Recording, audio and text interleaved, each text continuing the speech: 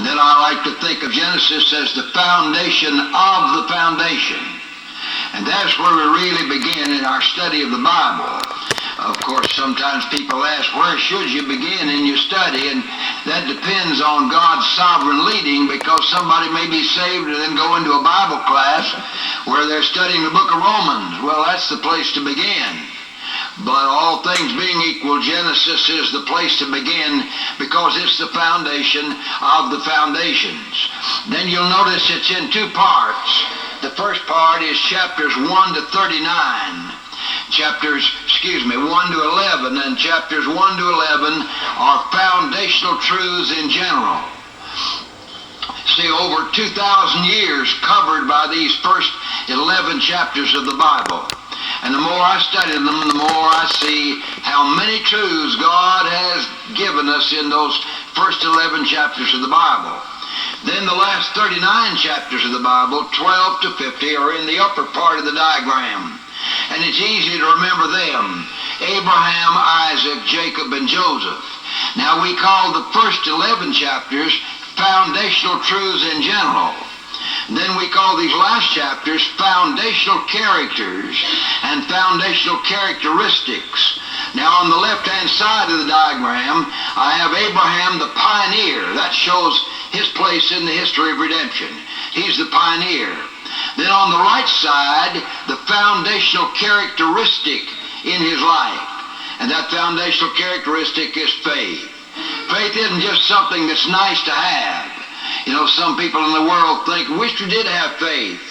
But after all, we don't have time to take on anything extra. Well, faith isn't anything extra. None of these qualities is anything extra. Each one is foundational. Now, before the period's over today, we'll come to Isaac and maybe to Jacob to see how each one is a foundational character and then the foundational characteristic that's in his life. When we closed last time on page 22, we had come to Abraham's sojourn in the land of the Philistines. We call this the land of backsliding. God didn't tell him to go there, and I think it's very clear that he went to the land of the Philistines outside of God's will. Now this is a great passage on God's restoring the backslider. Our second question is from a careful study of chapters 20 and 21. Show and detail how Abraham's sojourn in Philistines is a tremendous illustration of the message of faith.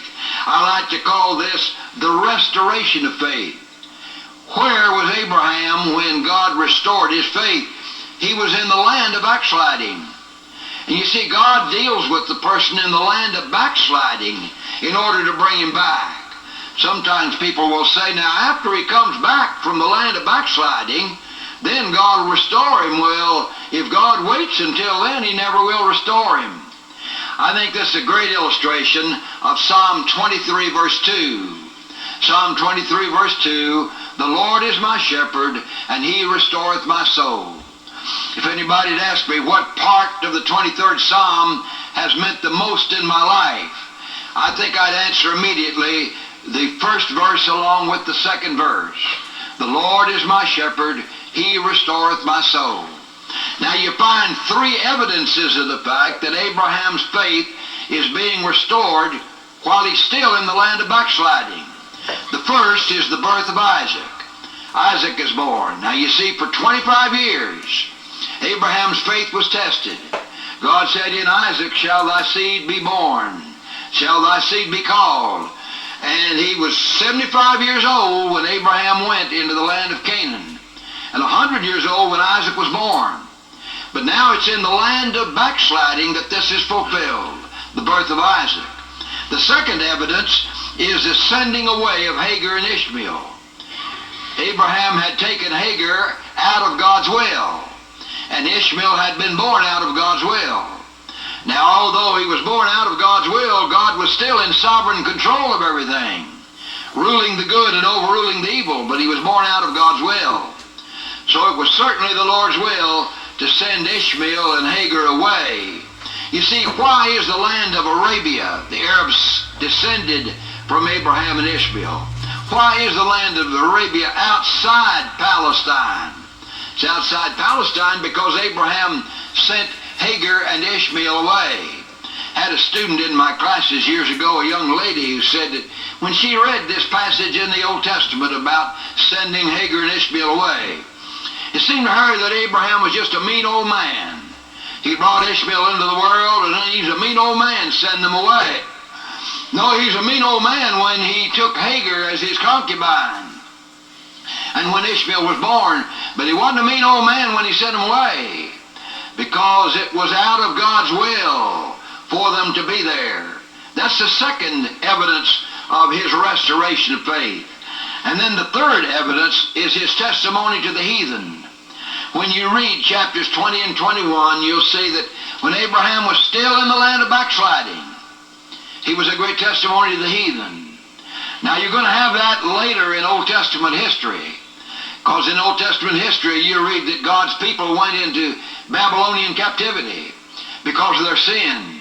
But that land of Babylonian captivity became a great missionary captivity. God spread his people out in the land of captivity as witnesses.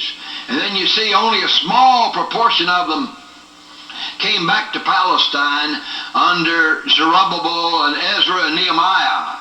And when Jesus came to earth, the Jews were scattered all over the world. And one reason is their sin that led them into captivity. My, what an illustration it is of the fact that God uses our past sins as a part of his purpose. Somebody was telling me yesterday, I think it was around the table over at Quincy's, that I had mentioned years ago something I'd gotten from Dr. Chafer at Dallas Seminary, that Romans 8:28 even includes our sins. We know that all things work together for good to them that love God, to them that are called according to his purpose. It doesn't mean that God caused us to sin. No, he didn't cause us to sin. But even our past sins under God's sovereign control. You know, the older I get, I'm nearly 80 now, the more I find myself thinking back over those past years. And I can summarize the whole life in saying 80 years of God's mercy. 80 years of God's mercy. And as I look back at my past sins, I realize that any of my past sins could just have wrecked my whole life. But thank the Lord they haven't, because God's been in sovereign control even when I've gotten outside his will. And even when I've gotten outside his will, his mercy has still been there. Surely goodness and mercy shall follow me all the days of my life, and I shall dwell in the house of the Lord forever. So review, the restoration of faith summarizes this time that Abraham spent in the land of backsliding, in the land of the Philistines. I like to compare Psalm 23 verse 2. He restoreth my soul, with Deuteronomy 32 verse 4. Deuteronomy 32 verse 4 says, he's the rock, and his work is perfect. I can trust God to do a perfect work in restoring my soul. You can trust God to do a perfect work in restoring your soul. Yesterday in the class, I reminded the group of a commonly used illustration. The father was warning his son against sins in the future, and he had him drive some nails into a board, and then he took the nails out one after the other. And then he said, you see, son, those nails are out, but the holes are still there. The holes are still there. And many people still use that, and there's an element of truth in it. Past sin means present suffering. My past sins have affected my present life. Your past sins have affected your present life, but that's not a good illustration. Because that's really saying that when God restores, he does a halfway job, but he doesn't do a halfway job. He does a perfect job. The rock and his work is perfect. If anybody here right now realize you're just not in fellowship with the Lord today, maybe you went to a revival meeting over the weekend, you went to church over the weekend, but today you just don't feel you're close to the Lord. Well, at any time you can just come and say, the Lord is my shepherd, and look up to him. He restoreth my soul. And you say, he does if I confess. Yeah, but he does it so I will confess. See, I can't start with what I do. I always have to start with what God does. Every every time in my life I just come back to, over and over, to the first words of the Bible, in the beginning God. Naturally, I say, now I must do this, and I always come back to myself. Now, if I could do it. If I could do it. And some people go through life with just a bad case of the ifs. If I could do it, if I could do it. Oh, I start with God. In the beginning, God. And when you start with God, there are no ifs. His work is perfect. The Lord is my shepherd, he restoreth my soul, and his work is perfect. That leads us to one of the most thrilling stories of the Old Testament, God's command for Abraham to offer up Isaac, chapter 22. In order to show the place of this event in the history of redemption, see 22:18 and note the great lesson or lessons which God was teaching the children of Israel through this wonderful story. He was teaching them at least two great lessons. That is, he had two great purposes in mind. The first purpose was to purify Abraham and Isaac. To purify Abraham and Isaac. How does he purify? By testing their faith. If you want to be purified, remember God's going to test your faith. If you want more faith, remember faith grows by being tested. And sometimes when I ask God to give me more faith, what I really mean is I don't want anything to come along to test my faith. No, faith increases by being tested. You can see how God tested their faith by waiting until the last minute until he revealed his will. You know, some people consider themselves very practical. The idea is they like to plan for the future. And they like to have everything just so, as far as future events are concerned. Well, there's an element of truth in that. God wants us to plan for the future as much as it's wise to do so. But I want to tell you, if you're going on with the Lord, oftentimes you won't be able to plan for the future. I used to use the expression, I can't see beyond the end of my nose. I've changed that now to saying, I can't even see the end of my nose. And often that'll be true when you're seeking to go on in the Lord's will. You can't even see the end of your nose. But God leads step by step. Isn't that a wonderful picture, though? Here's Isaac looking up at his father, and his father has that knife drawn in his hand. God didn't tell him to kill his son. God told him to offer up his son. But God knew, of course, that Abraham would understand it to mean kill your son. He didn't tell him that. He told him to offer him up. But he thought he meant to kill him, and God just waited till the last minute. And you can see that knife drawn in his hand. What a dramatic scene that is. And here's Isaac wondering what his father's going to do to him. And then at the last minute, the angel of the Lord, now I'm going to show you later, that angel of the Lord was Christ himself. It wasn't an ordinary angel. That's Christ himself. Called out of heaven and said, Abraham, Abraham, God didn't mean for you to kill your son. Here's a ram caught in the thicket by his horns. Offer him as a sacrifice.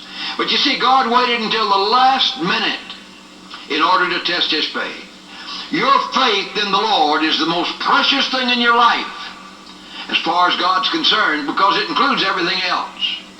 My faith in the Lord is the most precious thing in my life as far as God's concerned, because it includes everything else. And don't expect to go on in the Christian life if you don't have a lot of tests of your faith, because real faith grows by being tested.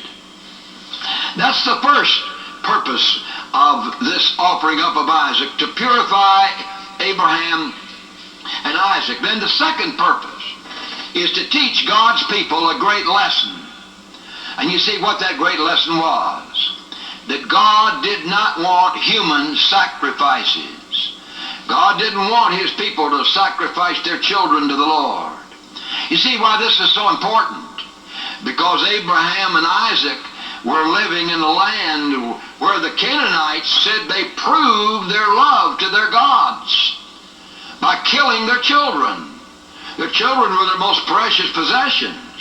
And they were saying, we love our gods enough to kill our children in sacrifice to them. Now you see how this story weaves together these two things. Does God want human sacrifices? No. No. Man's made in the image of God. And whoso sheddeth man's blood, by man shall his blood be shed.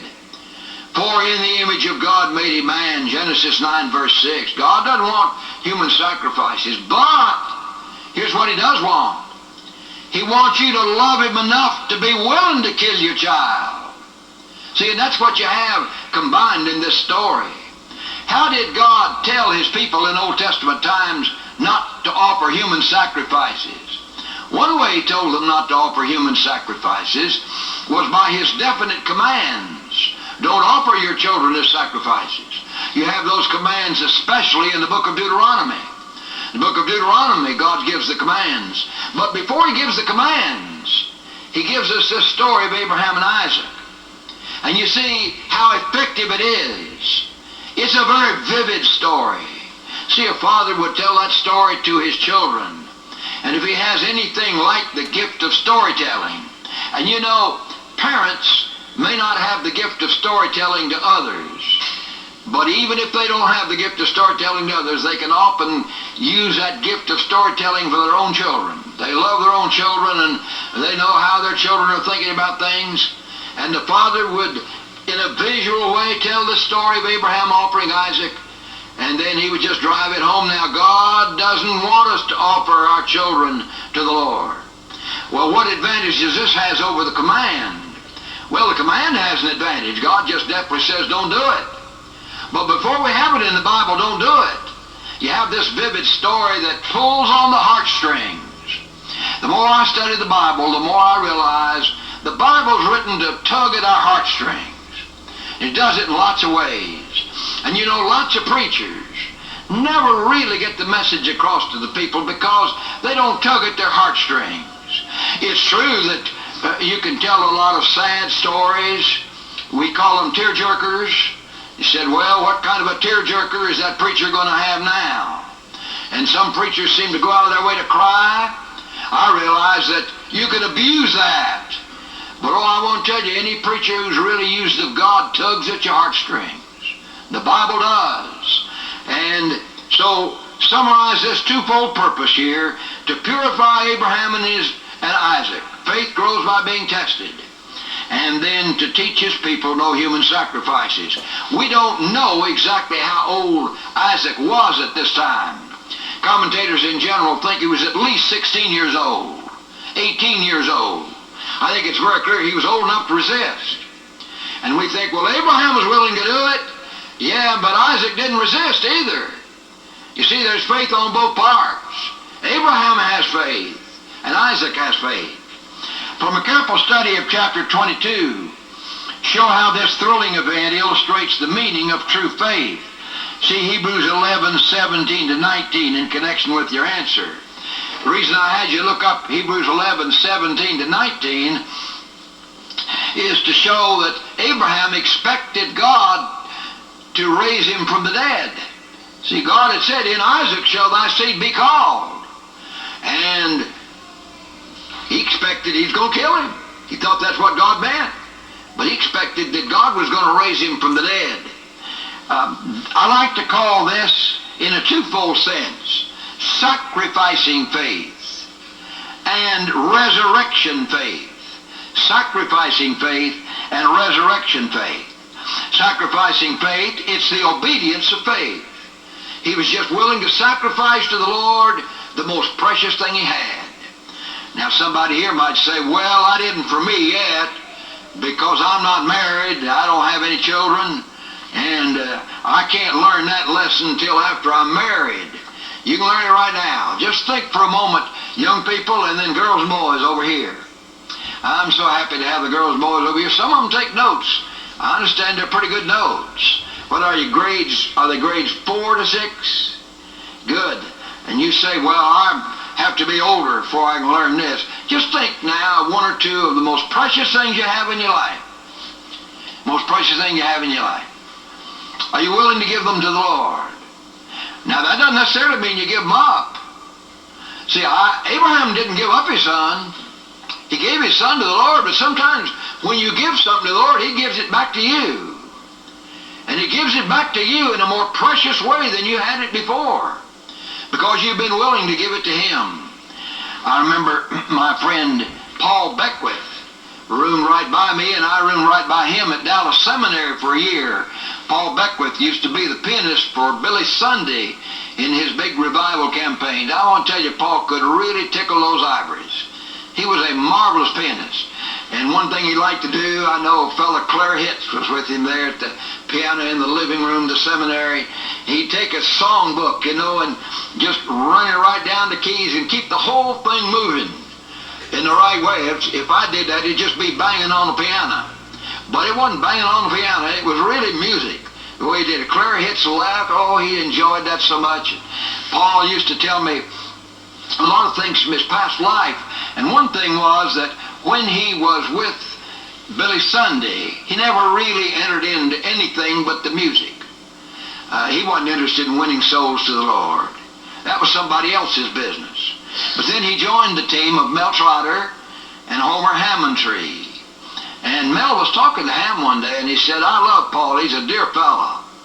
And I want him on the team, but I'm going to have to talk to him. Because Paul's not interested in lost souls. I'm going to talk to him. So Paul called him the boss. Ham and Paul and Herm, another fella, and the boss. That was a great team. And he talked to him, and it hurt Paul. He said later, I just thought the boss was messing into my business. Wasn't any of his business whether I was interested in souls or not.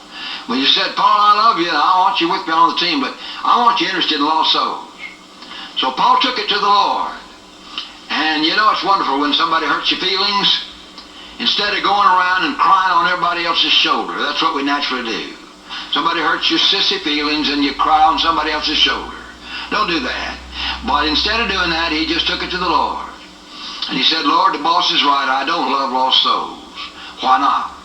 And God just seemed to speak to him and say, picture shows. Picture shows. And he said, I don't see anything wrong with picture shows. But the idea was the Lord just kept speaking picture shows. Paul said he'd rather go to picture shows than do anything else in the world. And so he came to a showdown with the Lord, and he said, Lord, I don't see anything wrong with going to a good picture show. But I believe that thou art speaking to me by this, and Lord, I just want to make a present to thee of the most precious thing I have in the world, going to picture shows. And he said that when he gave picture shows to the Lord, he gave Paul Beckwith to the Lord. Now, a person can stop going to picture shows and still not give himself to the Lord. But the other side of the picture is that a great many people, and young people in particular, face giving their all to the Lord in terms of some definite thing, and often it's a borderline thing. Some folks think it's all right. Some folks think it isn't all right. And sometimes people say, well, there's something more important than talking about that. No, nothing more important than talking about that if that's the thing where God is dealing with the human soul. He just said picture shows. And Paul just gave picture shows to the Lord. And he said, I gave Paul Beckwith to the Lord, and then I was deeply concerned about lost souls. You see, Paul never was married. He didn't have to wait till he's married. He died without being married. And if he'd waited till then, he never would have known the meaning of sacrificing faith. Oh, no. Abraham had sacrificed before this. See, he'd left his own household. You remember, the last chapter of Joshua tells us that Abraham's family back in Ur of the Chaldees was in idolatry. They were idolaters. You remember the name of his father? This ought to be easy for you to remember. Terah. T-E-R-A-H was the father of Abraham. How about this word? Teraphim. T-E-R-A-P-H-I-M. See, teraphim is the name for the idols used in Old Testament times.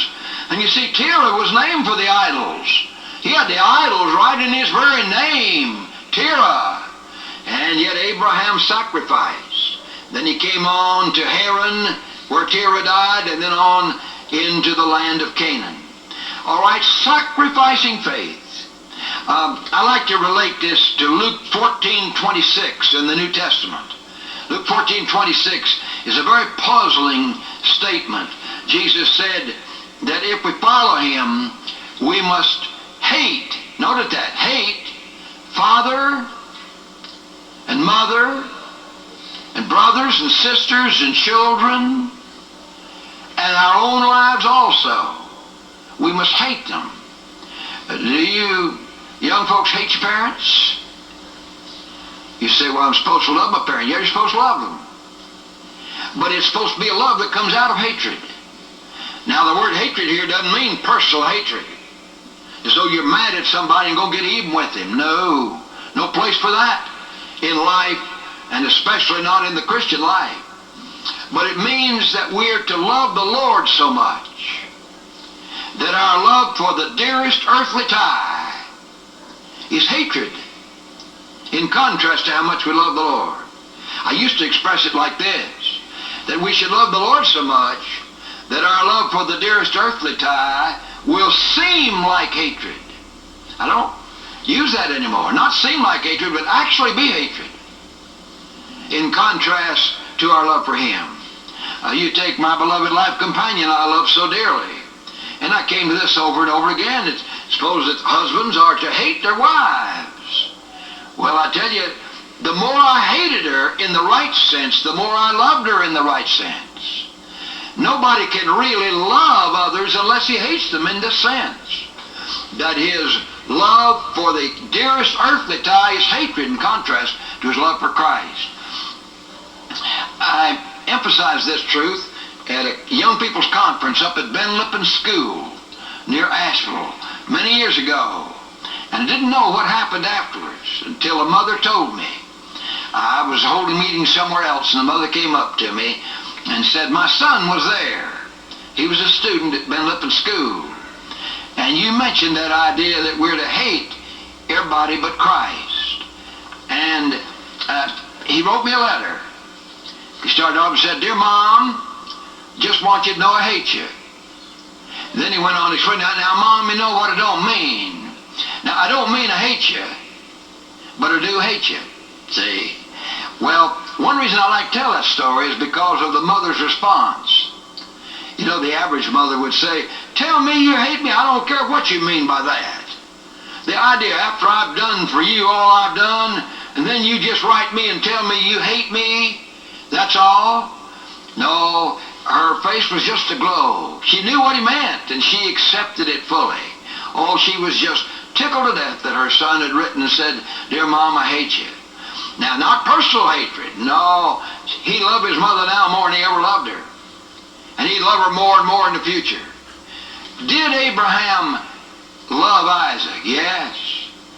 And the love was real because it came out of hatred. He was willing to kill him. It wasn't God's will for him to kill him, but he's willing to kill him because he loved the Lord so much. That is sacrificing faith. Then the second aspect of faith is resurrection faith. Notice again that passage in Hebrews 11, verses 17 to 19. Hebrews 11, 17 to 19.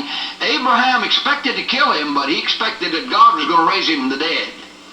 And I love these words that Abraham spoke to Isaac, his son. He said, I and the lad, that he spoke to his servants. He said, I and the lad will go yonder and worship and come again to you. Why, he was going to kill him. But he was going to come again because he expected that God would raise him from the dead. One of my dear spiritual fathers, Dr. Fleece, called this attention to this very tremendous truth about faith. He says, in every true act of faith, there's always the element of death and resurrection. In every true act of faith, there's always the element of death and resurrection. In other words, whenever you really trust the Lord, you die and rise again. You die to your own way of doing it. And you rise again to God's way of doing it. You die to your own ability to do it. And you rise again to God's way of doing it. If you precious young folks in this class really go forward, trust in the Lord more as we study in this class, you will die and rise again time and again right in this auditorium, right in this gymnasium. I thought it was very precious that when Sandy and John Christmas were married a few months ago, Sandy just said, I want to have my wedding right in the gymnasium. And some would say, not the gymnasium. That's not a place to have a wedding. I want right in the gymnasium. Because that's the place where God dealt with me. That's the place where God dealt with me. And you say, this gymnasium here? Well, I enjoy it when we play basketball in the gymnasium. But if you go on in the Lord, while we're studying here, time and again, you'll die and rise again right here in this gymnasium. You'll die to your own way of doing it, and you'll rise again to God's way of doing it. And you'll die to your own ability to do it, and you'll rise again to God's way of doing it. Oh, how many times in my past life I've died and risen again. I've died and risen again. At any one moment when I've trusted the Lord, I've died and risen again. But there have been certain great times in my life